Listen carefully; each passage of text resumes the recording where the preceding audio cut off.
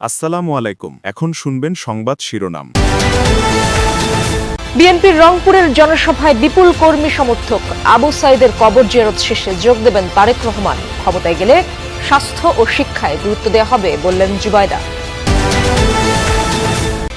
দুর্নীতি ও চাঁদাবাজ মুক্ত দেশ গড়তে দাঁড়িপাল্লায় ভোট দেওয়ার আহ্বান জামায়াত আমিরের। ফেনী, নোয়াখালী, লক্ষ্মীপুরের পর কুমিল্লার ডাক্তার শফিকুর। ছুটির দিনে সারা দেশে প্রার্থীদের জমজমাট প্রচারণা। এলাকার উন্নয়ন সহ নানা প্রতিশ্রুতি দিয়ে ভোট প্রার্থনা। শেরপুরের সংঘর্ষে জামায়াত নেতা নিহতের ঘটনায় কোনো মামলা হয়নি। এলাকা থমথমে। নির্বাচনী পরিবেশ শান্তিপূর্ণ রাখতে বিভিন্ন জেলায় বিজিবি মোতায়েন। আসসালামু আলাইকুম। এতক্ষণ শুনছিলেন সংবাদ শিরোনাম, এখন শুনবেন বিস্তারিত। দীর্ঘদিন পর রংপুরে বিএনপি চেয়ারম্যান তারেক রহমানের সমাবেশ। সেতু উজ্জীবিত দলটির নেতাকর্মী ও সমর্থকরা। জুলাই গণ অভ্যুত্থানে শহীদ আবু সাইদের কবর জিয়ারতের পর বিএনপি চেয়ারম্যান যোগ দেবেন এই জনসভায়। এরই মধ্যে কানায় কানায় পূর্ণ রংপুর ঈদগাহ মাঠ। সকাল থেকে বিভিন্ন উপজেলা, পৌরসভা ও গ্রামীণ এলাকা থেকে হাজারো নেতাকর্মী এসে জড়ো হয়েছেন সেখানে। সন্ধ্যায় সেখানে বক্তব্য দেওয়ার কথা রয়েছে তারেক রহমানের। রংপুর বিভাগের 8 জেলার 33টি সংসদীয় আসনে বিএনপি মনোনীত প্রার্থীদের পরিচয় করিয়ে দেবেন তিনি। বিএনপি চেয়ারম্যানের নিরাপত্তা নিশ্চিতে তৎপর আইনশৃঙ্খলা বাহিনী। তাদের সঙ্গে আছেন বিএনপির স্বেচ্ছাসেবকরাও। আমাদের উত্তরাঞ্চলের প্রবেশদ্বার সৈয়দপুরের শহর থেকে আমাদের দলের চেয়ারম্যান জনাব তারেক রহমান আসছে রংপুরে। এই উচ্ছ্বাসে আমরা সৈয়দপুরের মানুষ এখানে ছুটে এসেছি। বাংলাদেশ এগিয়ে যাবে তারেক রহমানের নেতৃত্বে, আমরা সেই প্রত্যাশা করি। অমর যে সেই নির্দেশনা, ওদের হাতে গোলামির জিঞ্জির, আমাদের হাতে স্বাধীনতার পতাকা। আমরা সেই স্বাধীনতার পতাকা আজকে তারেক জিয়ার কাছ থেকে নিতে এসেছি। বিএনপির রাজনীতি সুষ্ঠু পরিকল্পনার রাজনীতি। দল ক্ষমতায় গেলে স্বাস্থ্য, শিক্ষা ও শিশুদের খেলার পরিবেশ তৈরিতে গুরুত্ব দেওয়া হবে, এই কথা বলেছেন ডাক্তার জুবাইদা রহমান। বগুড়ায় বিশেষ চাহিদা সম্পন্ন শিশু কিশোরদের মাঝে হুইল চেয়ার বিতরণ অনুষ্ঠানে কথা বলেন তিনি। অনুষ্ঠানে বিএনপি চেয়ারম্যান তারেক রহমান বলেন, সাধারণ মানুষকে দক্ষ জনশক্তি হিসেবে গড়ে তুলতে চায় বিএনপি।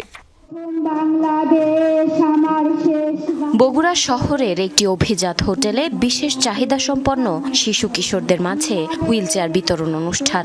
যোগ দেন বিএনপি চেয়ারম্যান তারেক রহমান ও তার স্ত্রী ডাক্তার জুবাইদা রহমান।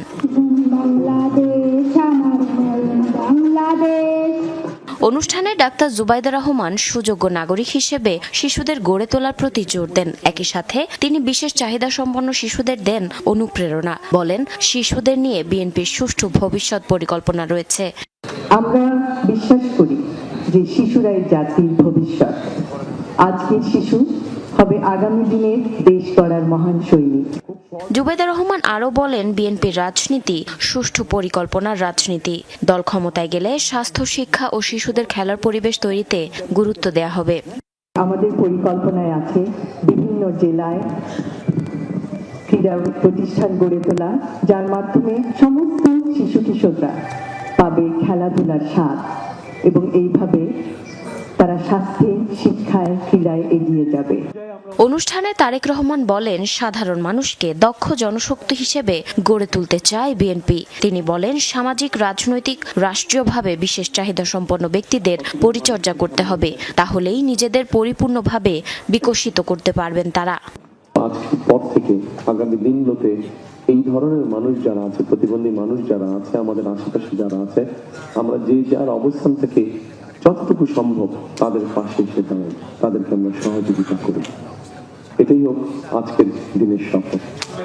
ক্ষমতায় যাওয়ার আগে যাদের হাতে দেশ নিরাপদ নয়, ক্ষমতায় যাওয়ার পরও তাদের হাতে দেশ নিরাপদ থাকবে না বলে মন্তব্য করেছেন জামায়াত আমির ডাক্তার শফিকুর রহমান। নোয়াখালীর নির্বাচনী জনসভায় তিনি আরো বলেন, জামায়াত ক্ষমতায় গেলে কাউকে মিথ্যা মামলা দেবে না, মামলা বাণিজ্য করবে না। এর আগে ফেনীর জনসভায় তিনি বলেন, ক্ষমতায় গেলে অগ্রাধিকার ভিত্তিতে নারীর মর্যাদা ও নিরাপত্তা নিশ্চিত করবে জামায়াত। আরো জানাচ্ছেন সহকর্মী ফয়সাল মাহমুদ, ছবি তুলেছেন এস.এম. লুৎফর রহমান। সাবেক 3 বারের প্রধানমন্ত্রী বেগম খালেদা জিয়ার পৈতৃক ভূমি ফেনী জেলায় প্রথমবারের মতো জামায়াতে ইসলামের নেতৃত্বাধীন 11 দলীয় জোটের নির্বাচনী জনসভায় বক্তব্যের শুরুতেই 3 বারের প্রধানমন্ত্রী বেগম খালেদা জিয়াকে স্মরণ করেন জামায়াতের আমির। শ্রদ্ধার সাথে স্মরণ করছি পিতৃভূমি ফেনীর মানুষ, সাবেক প্রধানমন্ত্রী, বিএনপি সাবেক চেয়ারপারসন বেগম খালেদা জিয়াকে। ক্ষমতা এলে নারীদের নিরাপত্তা ও সম্মান নিশ্চিত করার অঙ্গীকার করেন ডাক্তার শফিকুর রহমান। সেই সাথে ফেনী জেলায় মেডিকেল কলেজ সহ বাঁধ নির্মাণে ভূমিকা রাখার প্রতিশ্রুতি দেন তিনি। ঘরে চলাচলে এবং কর্মস্থলে 3 জায়গায় 2টা জিনিস অগ্রাধিকারের ভিত্তি আগেই আমরা নিশ্চিত করব ইনশাআল্লাহ। একটি হচ্ছে মায়ের মর্যাদা, আরেকটি হচ্ছে তাদের অবশ্যই আমরা নিরাপত্তা নিশ্চিত করব। এই 2 জিনিস এখন নেই, আমরা বদ্ধপরিকর, ইনশাআল্লাহ আমরা এটা করব। একসময়ের বিএনপির ঘাঁটি হিসেবে পরিচিত দক্ষিণাঞ্চলের এই জনপদে নিজেদের শক্তিমত্তার জানান দিল জামায়াতে ইসলামী। অন্তত আজকের এই নির্বাচনী জনসভার উপস্থিতি সেই বার্তাই দিচ্ছে। এখন দেখার বিষয় আগামীর জাতীয় সংসদ নির্বাচনে এই নির্বাচনী সমাবেশ কতটা প্রভাব ফেলে। এরপর নোয়াখালী জেলা স্কুল মাঠে জনসভায় যোগ দেন জামায়াতের আমির। আমরা বলেছিলাম আমাদেরকে মামলা হামলা করে নাজেহাল করা হয়েছে, খুন করা হয়েছে, গুম করা হয়েছে। আমরা এই ধরনের মিথ্যা মামলা দিয়ে কাউকে হয়রানি করব না, কোনো মামলা বাণিজ্য করব না। আপনারা সাক্ষী, আমরা মামলা বাণিজ্য করি নাই। ক্ষমতায় যাওয়ার আগে যাদের হাতে দেশ নিরাপদ নয়, ক্ষমতায় যাওয়ার পরেও তাদের হাতে নিরাপদ থাকবে না বলে মন্তব্য করেন জামায়াতের আমির। ক্ষমতায় যাওয়ার আগে দেশের জনগণ যাদের হাতে নিরাপদ নয়, ক্ষমতায় যাওয়ার পরে আরো বেশি ঝুঁকিপূর্ণ হয়ে পড়বে। ছুটির দিনেও বিরামহীন প্রচারে গণসংযোগে ব্যস্ত বিএনপি মনোনীত প্রার্থীরা। সকাল থেকে রাজধানীর বিভিন্ন এলাকায় ছুটছেন, চাইছেন ধানের শীষের পক্ষে ভোট। রাজধানীর মিরপুর এলাকায় ভোটের প্রচারে নেমেছেন ঢাকা 16 আসনের বিএনপি প্রার্থী আমিনুল হক। তিনি বলেন, ক্ষমতায় গেলে অগ্রাধিকার ভিত্তিতে নারীর মর্যাদা এবং নিরাপত্তা নিশ্চিত করা হবে। নারীদের স্বতঃস্ফূর্তভাবে কেন্দ্রে এসে ভোট দানের আহ্বান জানান তিনি। উর্দু ভাষাভাষীদের স্থায়ী পুনর্বাসন নিশ্চিত করার প্রতিশ্রুতিও দেন।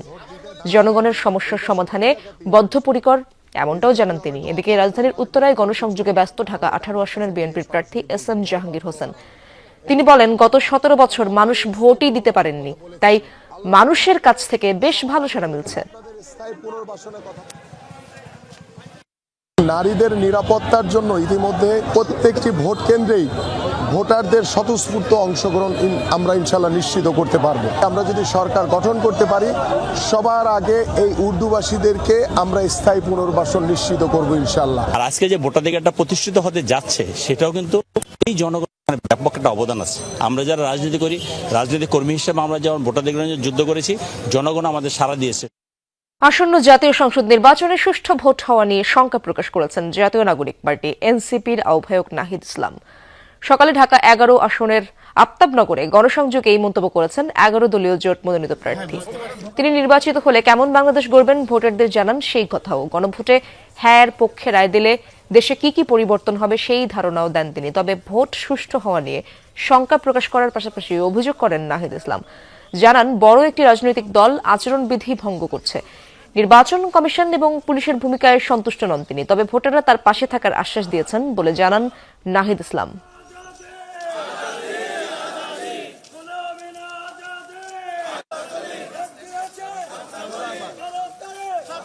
প্রশাসনের তো সক্ষমতা নিয়ে আমরাই সর্বপ্রথম, এনসিপি সর্বপ্রথম গত 6-7 মাস ধরে আমরা বলে আসছি, প্রস্তুত হয়ে আসছি যে ইলেকশন কমিশনকে ব্যাপকভাবে সংস্কার করে নির্বাচনের দিকে যাওয়া উচিত ছিল। একটি দলের পক্ষ থেকে যদি নির্বাচনের ব্যাপক চাপ থাকার কারণে কিন্তু কোনো ধরনের সংস্কারগুলো সব এড়িয়ে ইলেকশনের দিকে যাওয়া হয়েছে।